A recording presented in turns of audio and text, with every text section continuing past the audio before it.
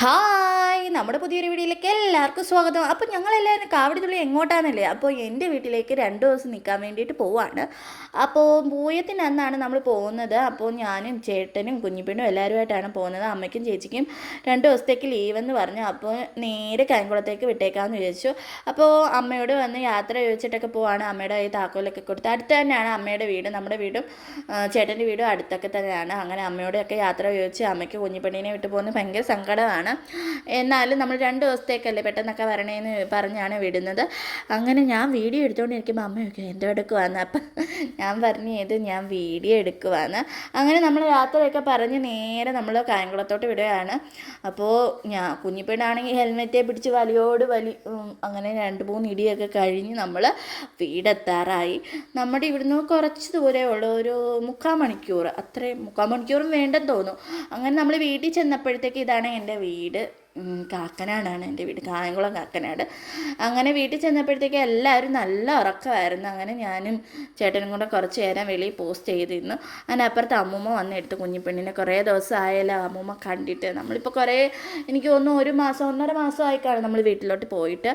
അങ്ങനെ കുഞ്ഞിപ്പെണ്ണിനെ കുറേ നേരം കളിപ്പിച്ചുകൊണ്ടിരുന്നപ്പം അമ്മയും എല്ലാവരും കൂടെ ഓടി വന്നു. ആദ്യം ഓടി വരുന്ന ആദ്യം കുറേ ദിവസം കൊണ്ട് ബാബാ കുഞ്ഞിപ്പെണ്ണിനെ കാണണം. അത് കഴിഞ്ഞപ്പോഴത്തേക്ക് ഇതാണ് എൻ്റെ അമ്മയും വന്ന് അങ്ങനെ കുഞ്ഞിപ്പെണ്ണിനെ എല്ലാവരും കളിപ്പിച്ച്.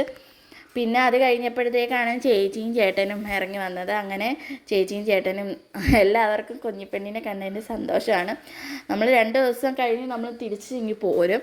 അപ്പോൾ ഇതാണ് എൻ്റെ ചേച്ചി, അകത്ത് ചേട്ടൻ ഇപ്പോൾ ഉണ്ട്. അങ്ങനെ അവരെല്ലാം കൂടെ കുറേ നേരം കളിപ്പിച്ച് എല്ലാവരും ഇങ്ങനെ നോക്കുക. കുറച്ച് ദിവസം ആയല്ലോ കണ്ടിട്ട് കുഞ്ഞെല്ലാവരും.